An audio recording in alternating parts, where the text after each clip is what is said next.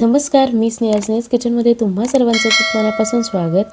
तर आपण मकर संक्रांतीसाठी किंवा काही खास सणांसाठी इथे पारंपरिक पद्धतीने किंवा सोप्या पद्धतीने तिळाची पोळी बनवणार आहोत। चला तर रेसिपीला इथे सुरुवात करूया।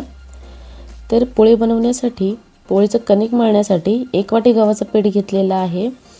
1 वाटी गव्हाच्या पिठासाठी 2 चमचे बेसन घेतलेला आहे। बेसनने छान कुरकुरीतपणा येतो। बेसनच्या ऐवजी तुम्ही मैद्याचा वापर केला तरीही चालेल। चवीनुसार मीठ घालायचं आणि हे सगळे सुके जिन्नस मिक्स करून घ्यायचे। तर इथे एक मोठा चमचा तेल घेतलं, कडकडीत गरम करून। तेल चांगलं कडकडीत गरम झालेलं असेल तर पोळी छान खुसखुशीत होते। तुम्ही साधं तेल किंवा बटर घेतलं तरीही चालेल।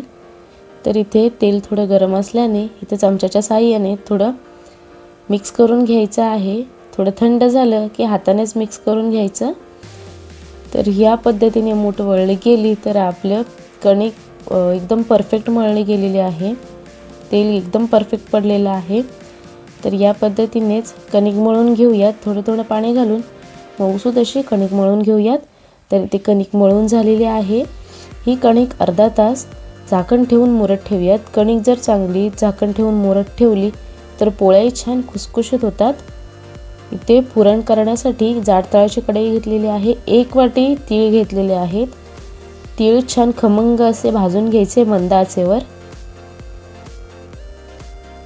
तीळ खमंग असे भाजून झालेले आहेत ते एका प्लेटमध्ये काढून घेऊयात। तीळ जर जास्त भाजले गेले तर त्याचा कडवटपणा त्या पोळीत लागतो।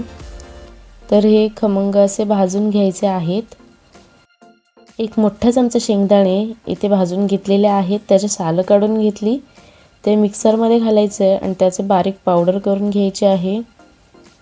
आता यातच गूळ घालायचा। 1 वाटी गूळ घेतलेला आहे। गोडाचं प्रमाण थोडं कमी जास्तही करू शकता, पण हे प्रमाण योग्य आहे त्यामुळे 1 वाटी इथे गूळ घेतलेला आहे। भाजलेले तीळ घालूयात मिक्सरमध्ये आणि तेही बारीक करून घेऊयात।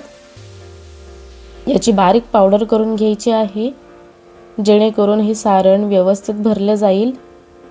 इथे प्लेटमध्ये हे सारण काढून घेऊयात। हे सारणही अगदी परफेक्ट झालेलं आहे। तर याचे लाडूही वळले जातील असं सारण झालेलं आहे हे।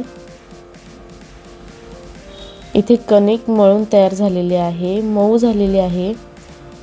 याचा गोळा करून घेऊयात आणि पोळी लाटायला घेऊयात। थोडंसं चपाती लाटून घ्यायची। ज्याप्रमाणे आपण चपाती लाटतो त्याचप्रमाणे इथे पोळी लाटून घ्यायचे। सारण भरायचं। सारण व्यवस्थित भरायचं आहे जेणेकरून काठोकाठ सारण पसरलं जाईल। इथे गोळा बंद करून घेतला। थोडंसं पीठ लावून हे चपाती पोळी लाटून घ्यायची आहे। तर इथे पांढरे तीळ लावून घेतले। वरती खूप छान दिसतात पांढरे तीळ लावून। नक्की ट्राय करून बघा। पोळी लाटून झालेली आहे। ती तवा घेतलेला आहे। ही पोळी त्यात टाकली आणि दोन्ही साईडने मध्यम ते मंद आचेवर खरपूस पोळी अशी भाजून घ्यायची। इथे तेल लावत आहे। तेलाच्या ऐवजी तुम्ही तुपाचा वापर केला तरीही चालेल। पोळीवर तूप लागलं की खूप छान चव लागते। नक्की ट्राय करून बघा ही रेसिपी। तर इथे याच पद्धतीने सगळ्या पोळ्या तयार करून घेऊयात। तर ही अशी पारंपरिक रेसिपी सोप्या पद्धतीने केलेली नक्की ट्राय करून बघा। कशी वाटली ते कमेंट बॉक्समध्ये कळवा। ही रेसिपी आवडली असेल तर लाईक, शेअर, सबस्क्राईब करायला विसरू नका। नेक्स्ट व्हिडिओमध्ये भेटूयात। धन्यवाद।